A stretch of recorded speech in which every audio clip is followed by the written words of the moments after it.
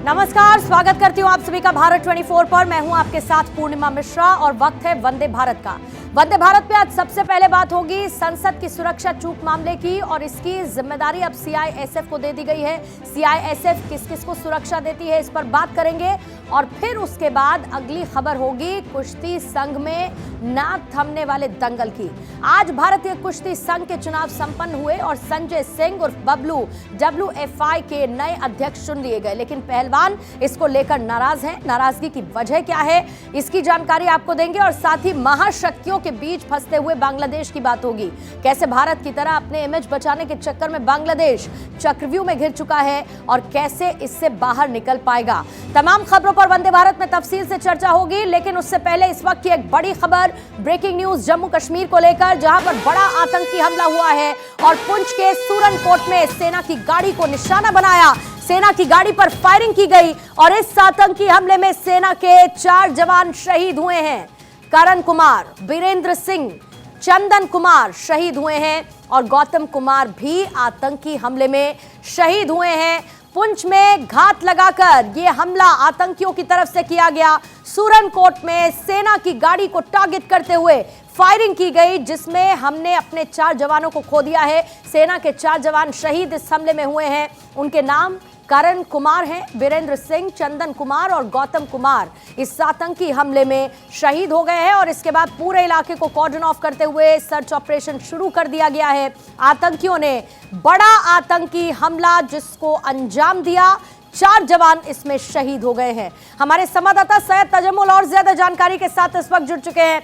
तजम्मुल, जरा डिटेल्स दीजिए, किस तरीके से इस हमले को अंजाम दिया गया, कितने आतंकियों की मौजूदगी थी और अभी सर्च ऑपरेशन को लेकर क्या अपडेट है?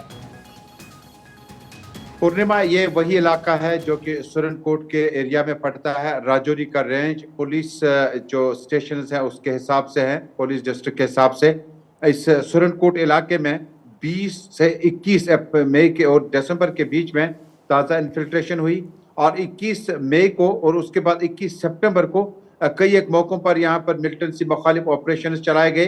लेकिन साल के आखिरी हफ्ते में दिसंबर की 23 तारीख के आते आते जो है यहाँ पर एक बार फिर मिलिटेंटों के छुपे होने की सूचना सुरक्षा बलों को मिलती है और बाटा दूरिया, कंडी, बफलियास ये वो इलाके हैं मैंडर सेक्टर में जो लगातार सुर्खियों में रहे और मिलिटेंसी के एक बार फिर इस ग्रिड को दोबारा एक्टिवेट करने के लिए जो कश्मीर घाटी में कम हो चुका है, इसको दोबारा पीर पंचाल और चनाब के वैली तक लाने के लिए जो सरहद पार की कोशिश थी, उसी स्क्रिप्ट के एन मुताबिक सुरक्षा बलों ने अपने ऑपरेशन चला लिए। लेकिन ऑपरेशन चलाते चलाते सितंबर में, अगर आपको याद होगा, इसी साल में इसी मकाम पर, इसी जगह पर और इसी एरिया के आसपास में सर्च ऑपरेशन चला था, जिसके बाद बदकिस्मती से इसी तरह का एम्बुश अटैक हुआ जिसमें सेना के 5 जवान जो है उस वक्त शहीद हो गए। और आज 3:45 पर दोपहर के करीब सुरक्षा बलों की 2 गाड़ियां जो थी, 2 वाहन जो थे, वो अब सर्च ऑपरेशन के लिए अगले डेनिस फॉरेस्ट की तरफ जा रहे थे।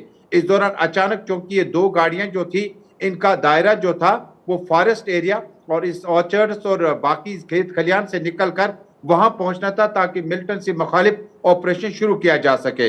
लेकिन बदकिस्मती से इस इलाके में मिलिटेंटों की मौजूदगी की वजह से, इस एम्बुश की वजह से हैंड ग्रेनेड का इस्तेमाल किया गया, गोलियों का इस्तेमाल किया गया, जिसके बाद मिलिटेंसी के इस हमले में, इस आतंकी हमले में, एम्बुश में सुरक्षा बलों के करीब 7 जवान जो है शदीद तौर पर घायल हुए, जिन्हें पूरी तौर पर एयरलिफ्ट करके अस्पताल पहुंचाया गया, जिसमें इस वक्त तक 4 जवान शहीद हो चुके हैं। 3 का इलाज इस वक्त चल रहा है, जिनमें 1 स्टेबल है, 2 क्रिटिकल है, जिनका इलाज चल रहा है। लेकिन बफलियास, कंडी, बाटा दूरिया और ये जो मैंडर सेक्टर है, इसमें पूर्णिमा आपको याद होगा कि सरहद के उस तरफ से मिलिटेंटों को इस तरफ धकेलने का सफर लगातार जारी है। बीते साल, रवा साल भी बड़ा ये चैलेंजिंग रहा, जहां आपने कई एक मौकों पर यहाँ पर जम्मू कश्मीर पुलिस, SOG और आर्मी ने कई एक गिरफ्तारियां भी की। ट्रांसपोर्ट, फूड, शेल्टर पहुंचाने के बाद कई को NI की कार्रवाई के बाद गिरफ्तार किया गया, जो किसी न किसी लेवल से मिलिटेंसी को या आतंकवाद को। सैयद तजम्मुल, के बीते कुछ वक्त में हमने देखा किस तरीके से आतंकियों पर लगाम कसने के लिए, उनकी फंडिंग रोकने के लिए, यहां तक कि इन्फिल्ट्रेशन को रोकने के लिए कई कदम उठाए गए। लेकिन एक बार फिर से आज ये तस्वीर देखने को मिली जब हमने अपने 4 जवान खो दिए हैं, 4 जवान हमारे शहीद हो गए हैं। फिलहाल इलाके में सर्च ऑपरेशन चलाया जा रहा है। बहुत बहुत शुक्रिया सैयद तजम्मुल इस पूरी जानकारी के लिए, इस अपडेट के लिए। आगे बढ़ते हैं। संसद की सुरक्षा में सेंध के मामले ने सारे देश में किस तरीके से तूफान मचाया, यह हर किसी ने देखा। विपक्ष इतना हमलावर हुआ कि हंगामे के चलते 144 सांसद सस्पेंड कर दिए गए। लेकिन आज गृह मंत्रालय ने एक बड़ा फैसला लिया और संसद की सुरक्षा का जिम्मा सीआईएसएफ को सौंपने की तैयारी की। गृह मंत्रालय ने सीआईएसएफ से संसद का सर्वे करने के लिए कह दिया है और सर्वे पूरा होने के बाद संसद की सुरक्षा, उसकी सिक्योरिटी की जिम्मेदारी का जो चार्ज है वो अब सीआईएसएफ संभालने वाली है। लेकिन उससे पहले बात इस बात की करेंगे कि आखिर सुरक्षा संसद की होती कैसे है, किस तरीके से एक सुरक्षा घेरा तैयार होता है। आइए उसकी जानकारी आपको दे देती हूं। सबसे पहले जो है कोशिश होती है संसद को पूरी तरीके से फुल प्रूफ सिक्योर करने की। दूसरा घेरा और ये पहला घेरा, Delhi police, CRPF, IB plus SPG plus NSG, ये फर्स्ट लेयर ऑफ सिक्योरिटी है। जो सेकेंड लेयर ऑफ सिक्योरिटी है, यानी कि जो दूसरा घेरा होता है संसद की सुरक्षा का, उसमें शामिल सीआरपीएफ, आईटीबीपी, एनएसजी और सॉट की टीम मौजूद रहती है, जो कि सेकेंड लेयर पर सिक्योरिटी करती है और संसद को सुरक्षा दी जाती है। इसके साथ ही जो तीसरा घेरा होता है उसमें होते हैं पीडीजी, जो कि सीआरपीएफ का पार्ट है। पीडीजी इस सुरक्षा घेरे को मजबूत करते हैं। लेकिन यहीं पर संसद की सुरक्षा खत्म नहीं होती। चौथा घेरा जो है वो होता है पीएसएस का, अंदर की सुरक्षा की जिम्मेदारी, अंदर की सुरक्षा संभालती है पीएसएस, ये होती है चौथा घेरा। लेकिन अब क्या होगा, दिल्ली पुलिस की जगह सीआईएसएफ हो जाएगी। ये एक बदलाव किया गया है और सीआईएसएफ को संसद की सुरक्षा की जिम्मेदारी दे दी जाएगी और इसको लेकर तैयारी पूरी कर ली गई है।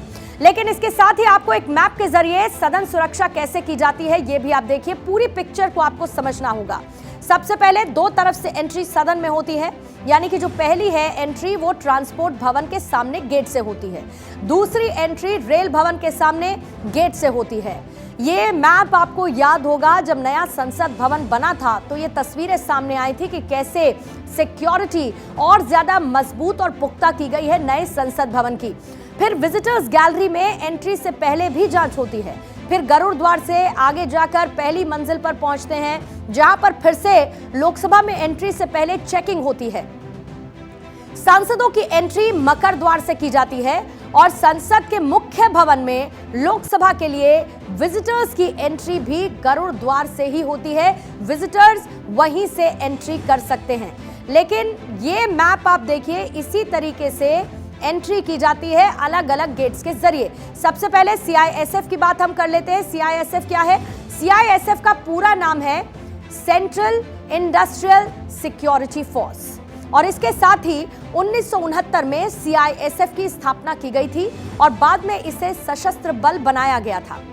3129 कर्मियों के साथ शुरू हुए सीआईएसएफ में आज की तारीख में 1,73,000 से अधिक सुरक्षा कर्मी तैनात रहते हैं और सीआईएसएफ का अपना एक फायर विंग भी है जो कि 112 संस्थानों को सेवाएं देता है। अब बात इस बात की भी कि आखिर सीआईएसएफ करती क्या है, उसकी जिम्मेदारी क्या होती है। तो आप ये समझिए कि सीआईएसएफ संपत्ति और प्रतिष्ठानों की सुरक्षा के साथ साथ कैंपस एम्प्लॉइज को भी सुरक्षा देती है। इसके अलावा सीआईएसएफ के पास अंतरिक्ष विभाग, परमाणु ऊर्जा विभाग, हवाई अड्डे, दिल्ली मेट्रो, बंदरगाहों और ऐतिहासिक स्मारकों और इसके साथ ही पेट्रोलियम और प्राकृतिक गैस, बिजली, कोयला, इस्पात और खनन की सुरक्षा का जिम्मा भी सीआईएसएफ के पास होता है।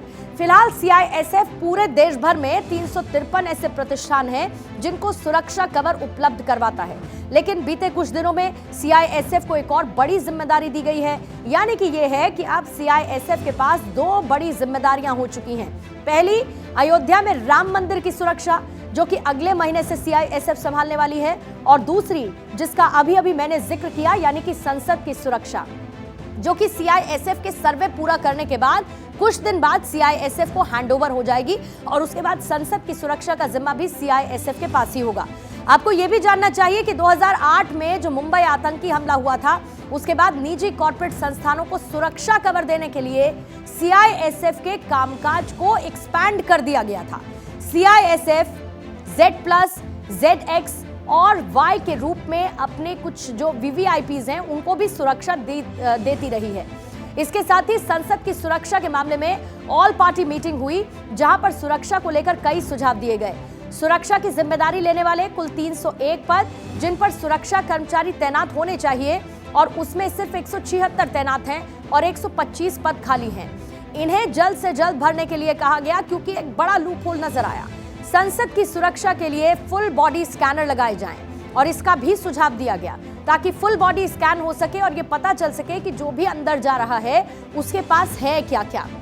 इसके अलावा जिस विजिटर गैलरी से सुरक्षा में सेंधमारी की गई थी, जो तस्वीरें आपको याद होंगी, उसको लेकर भी सुझाव दिए गए कि विजिटर गैलरी में कांच की दीवारें लगवा दी जाए, यानी कि एक तरीके का ब्रेक कर दिया जाए। जो विजिटर गैलरी है और नीचे बैठे हुए सांसद है, क्योंकि बहुत ज्यादा दूरी नहीं है, तो वहां पर कांच की दीवारें लगवाते उसको कवर कर दिया जाए, ताकि वहां से कोई भी बैठा हुआ विजिटर ना कोई चीज को फेंक सके, ना ही जिस तरीके की घटना हुई यानी कि कूदने की, वो ना हो। इसको लेकर सुझाव ये दिया गया कि एक कांच की दीवार लगा दी जाए। जाहिर है कि इन सुझावों के बाद उम्मीद इस बात की हो सकती है कि जल्द ही संसद की सुरक्षा मजबूत हाथों में होगी, ताकि अगली बार कोई भी हमारे लोकतंत्र के मंदिर में सेंध ना लगा सके। और इसी बीच में आइए आगे बढ़ते हैं, आपको राज्यसभा लिए चलते हैं, जहां पर इस वक्त अमित शाह सदन को संबोधित कर रहे हैं। ऑनलाइन गवाही दे सकता है, इसकी क्रॉस भी हो सकती है, सभी कुछ पूरी प्रक्रिया ऑनलाइन हो सकती है। फॉरेंसिक साइंस के लोगों को भी पर्सनली आने की जरूरत नहीं है, डॉक्टरों को भी पर्सनली आने की जरूरत नहीं है, और मान्यवर आपको आनंद होगा, अधिवक्ताओं को भी पर्सनली आने की जरूरत नहीं है। यहाँ से कोई आसाम का केस ले भी सकता है और चला भी सकता है। मान्यवर ढेर सारे प्रोविजन करे हैं छोटे मोटे अपराधों के लिए। कम्युनिटी सर्विस, जेलों का बर्डन भी घटेगा, और मानवीय बात है, पहली बार अपराध हो गया है, छोटा मोटा अपराध है, जेल में डालकर अन्य अपराधियों की संगत में उसको न रखे। पहली बार भारतीय न्याय प्रणालिका में कम्युनिटी सर्विस के कंसेप्ट को न्यायिक जामा पहनाने का काम ये बिल कर रहा है। मान्यवर बड़ा आनंद है। मान्यवर इसके साथ साथ भारतीय साक्ष्य अधिनियम में भी कुछ बदलाव करे हैं। मान्यवर मैं आज आपको बताना चाहता हूँ, इसमें बहुत आमूलचूल परिवर्तन करा है, जो युग परिवर्तनकारी है। इलेक्ट्रॉनिक या डिजिटल रिकॉर्ड की व्याख्या की है, ईमेल, सर्वर लॉन्ग्स, कंप्यूटर, इसकी डिटेल व्याख्या की है, स्मार्टफोन, लैपटॉप, मैसेजेस, वेबसाइट और लोकेशन, इसको कानूनी मान्यता दी गई है। सबूत की भाषा में इलेक्ट्रॉनिक एविडेंस को ऐड किया गया है। गवाहों, आरोपियों, विशेषज्ञों और पीड़ितों को इलेक्ट्रॉनिक माध्यम से पेश होने की हमने अनुमति दी है। कागजी रिकॉर्ड शब्द के साथ अन्य दस्तावेज, मतलब इलेक्ट्रॉनिक दस्तावेज, अब पेन ड्राइव 50,000 पेज का चार्जशीट नहीं आएगा, एक पेन ड्राइव आपके पास आएगा जो आपके वकील के कंप्यूटर में डालकर देखना है। तो इस प्रकार की भी हमने करी है। साक्ष्य के प्रमाण के रूप में मूल अभिलेख मैचिंग हैसमान देने पर भी हमने व्यवस्था करी है, और पूरी ट्रायल को हम इलेक्ट्रॉनिक तरीके से कर सके, इसको भी कानूनी जाती है। इसमें हमने न्यायाधीशों के लिए एक अधिकार क्षेत्र छोड़ा है।